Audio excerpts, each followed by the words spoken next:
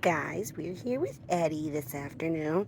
What we're working on with Eddie right now is taking treats calmly, not jumping. So little dogs tend to want to jump up a lot because they're so low to the ground. So when we try and give them a treat, it's really enticing because to them it seems like we're dangling it over their head and they need to jump up to reach it. So what we're working on with Eddie is teaching him that he only gets a reward when he's in a calm state of mind, and that I'm not going to reward all of the jumping at me and trying to snatch the treat from my hand, all of that. So the first thing that I practice is stepping on his leash. You want to make sure that you find the right point with your dog, that there's no pressure on the leash when you just step on it.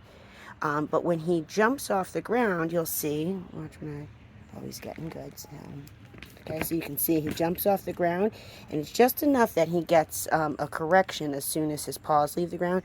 But you can see that there's still slack in the leash, that it's loose. I can lift my foot, and it doesn't make any difference, right? If I were to do it all the way up here, though, and when I try and get him to jump again, we'll entice him. Watch when he jumps this time. What's this, Eddie? Oh, good boy, so smart. Right, okay, so yay, good boy. I'm getting excited. Good boy, yes. Good job, Eddie. Good job. So you can see he can completely get up on me. He went on my leg.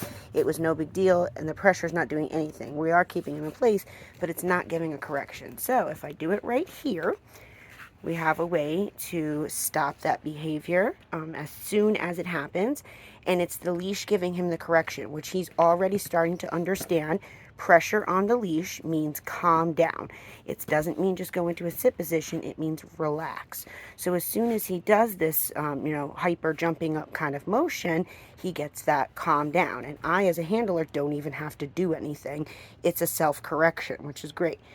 So what other things I like to do is I'm going to hold, Eddie loves green beans, so I'm going to hold this in my hand. Now, there's a good way to know how to give a treat. If I go like this and it's tempting towards him, right? See, as soon as I start moving towards him, he jumps up and wants to grab it, right? Not going to reward him like that. Now watch the difference when I give him the treat the appropriate way. So I'm going to hold it in my hand and I'm going to kind of cover it. Enough that he can still kind of smell it and taste it and see it and everything, but not any way that he can get it. I'm also going to, especially with Eddie, I'm going to put my hand back, and then I'm not going to allow him to see the treat. When it gets down to his face, then I will release the treat when he stays in that calm state.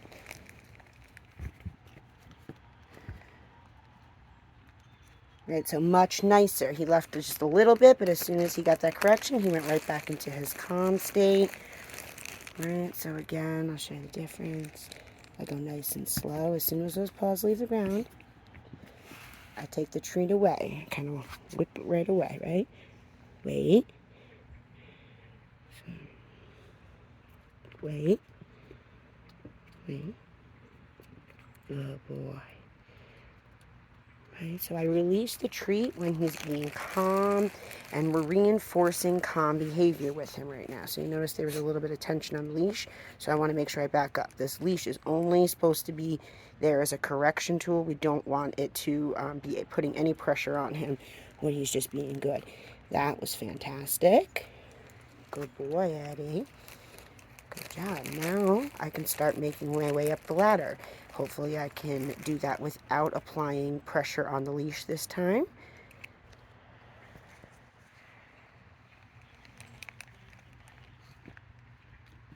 Okay, so just whipped it back that one time when his front paws left. Put no pressure on the leash. See? So I just whip it right back. Sit. Oh, there was a glare. You are sitting. Sit. Sit. Right, so no paws off the ground. Don't give him a treat when his paws are off the ground. That's rewarding that behavior. We don't want that. Easy. Eddie.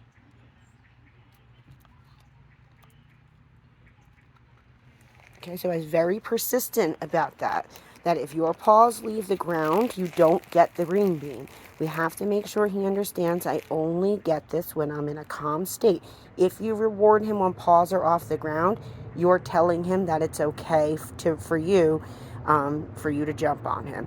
Now, that's up to you. You do have a little dog. Some people don't mind as much with jumping. I personally don't care what size the dog is. I don't think that jumping is really anything that's necessary. It's just a dog's way of getting attention, whether it's positive or negative. They're still getting rewarded. They're still getting the attention that they're craving by us saying, no, off, ow, get down, that hurts, ow. Or you're pushing them, you're touching them, right?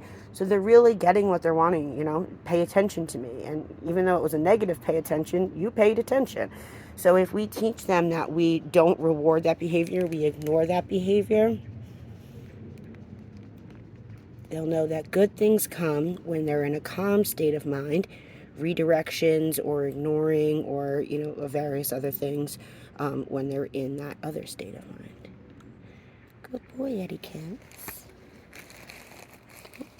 Eddie, place? Okay. Good boy. Place? Yes.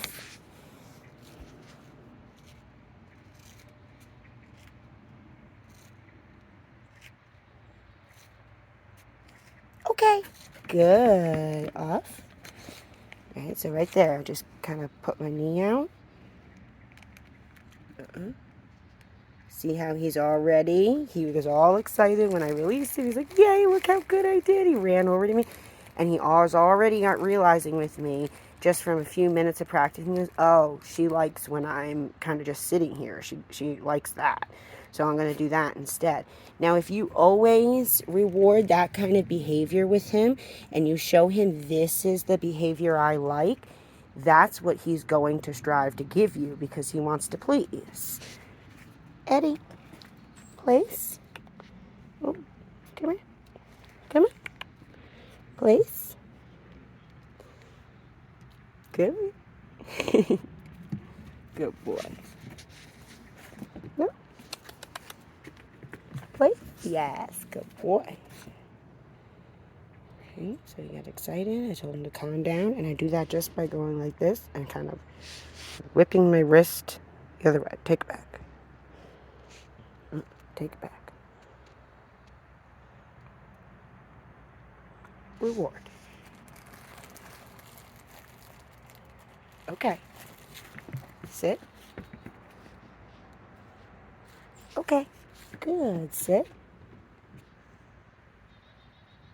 Okay.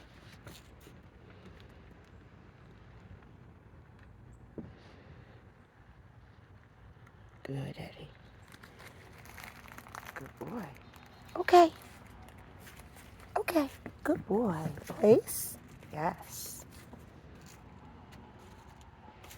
And so now we're at the point where I'm still, Place? Good boy. Nope. Okay.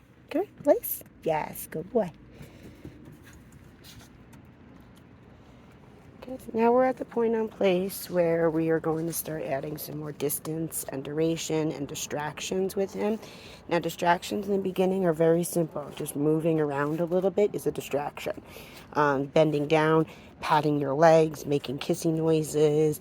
Those are all very easy distractions that you can practice. If your dog can't stay on place while you go like this, they're not going to be able to stay on place, when somebody comes to the door or, whatever it may be.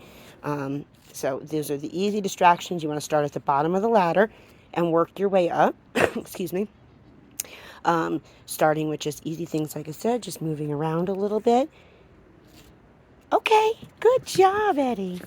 Good job, Eddie. Okay, place? Yes. Good boy. Then I can start doing Right, so I stopped what I was doing as soon as it was too much and he was about to break. I stopped the distraction. I said, and I moved in a little bit using some spatial pressure, right? So I stopped the behavior, and now I can back up a little, and then I can do it again. So he's already starting to understand that that's a setup. He's not allowed to break when I do this. He tried that already and it didn't work. right? So even that and it's the timing, right? So as soon as his butt left the placeboard, before he broke, I told him because I already knew the thought process that was going on in his head, which was get up and leave the board. So I stopped the behavior before it starts, right? So there I missed it just a little bit. Place. Eddie? Yes. But just got him right back on. So there was very light pressure on, just like that, when he was off, and as soon as he got back on the board, it turns right off. So eventually, as soon as he starts to understand, in a few more days when I can start dropping the leash and backing up, that's where your off-leash reliability actually comes into play. It's really learning how to work with your dog without using a leash. Now, an e-collar is a great tool because it allows you to have a way to just get their attention and just say like, hey, I'm talking to you right now, like, hey, pay attention. And then once they do that and they turn and look at you, I can say whatever command I want them to do.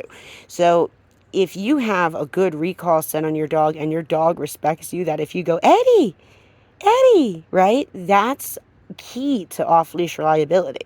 Little dogs, so I just had Halo, who's going home too.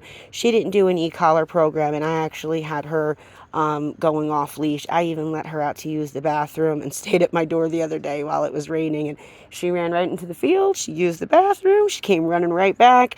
It was awesome. So that's the kind of thing, and that was really just because I knew as soon as she was done, I was watching her, of course. As soon as she was done, I said, yes, good girl, and she just came running back to me because she was so excited that I was giving her praise. So now, granted, if you don't practice around distractions, your dog is going to find other things more exciting than you. So yeah, just because your dog can do a place command right here where there's just me and him and not even like my cats aren't even out. If my cats came running out right now, he would lose all focus in this. But it's important for me to just teach him place means go here, okay means get off. Place means goes here, okay means get off. Then we say place means go here, and the cat runs by and you're not allowed to get off until I say okay. Right? So we have to build up to that. We can't just expect him to do things off leash. But again, I'm going to do an e-collar lesson with him in just a minute, just to kind of see how he reacts to it, and for me to get a good feel if I think that this is an appropriate tool for him. Now, I like to consider myself a balanced trainer. I don't feel like an e-collar is an appropriate tool for every single dog. I do love the tool if it's used correctly, but I don't like it for every dog. Some dogs, it's just not a great tool, just like kids. We can't expect every kid to learn the same way. So there's different, tools and ways of teaching children, just like there is for dogs. So as a trainer, I should know how to appropriately use all of the tools at my disposal, as well as what tools work best for what dog and for, what scenario. So, but yeah, all in all, Mr. Eddie Cakes is just doing great. I'm definitely going to reward him because he's just been chilling here, doing so good, hanging out this whole time. But, if I gave him a lot of attention, if I was oohing and eyeing him and making a lot of eye contact with him and telling him, you did such a good job. See, right away, he tries to break. So make it easier on him, set him up for success by making it easy and then build up to the harder things. Now this will be, just for when you go home too, for your handling skills when he comes home. Now he will be stronger with his place command, of course, by the time he comes home. But it's going to be up to you to practice your handling skills on all of those things that I just talked about for you. So here's a perfect example. What did I say? As soon as my cats came out, he was going to lose all focus in this. So this is a perfect example to show you how we're going to start adding distractions in. It's the same thing, like I said. Stop behaviors before they start. Right there, when he looked down and sniffed the board, I've done this a gajillion times, so I know how dogs' movements go, and I know that the next movement after smelling it is jumping off. So right there is when I stopped that behavior, and I was like, no, think of something else, and he went right into a sit position. Okay, so perfect. Right now, I don't need to say the word sit, right? All I had to do was just add some spatial pressure. I added a little bit of leash pressure, and I got him to just calm down, even though the cat's around. Okay, so he's all excited, but he needs to learn that just because there's exciting things going on, he has to stay on until I say, okay, good job, Eddie. Good boy. So you can see how calm he was sitting on place. And as soon as I released him, he's like, I'm just a little ball of energy and just so excited. That was such a great little learning experience. He was learning that calm things are good. When I'm in a relaxed state, good things happen. And now when he's in free mode, he can just be Eddie. He can do what he wants to do. He can be a puppy and just, enjoy life and just have fun. Because he's just the best. Because we just love the Edwards. All right, guys. Well, I hope that was helpful. If you guys have any questions about your dogs, if you're having issues with your dogs jumping or play biting or any kind of puppy issues, we would be happy to help you like we are with the Eddie Cakes here. So give us a call today. I hope everyone has a great evening. Talk to you soon. Bye-bye.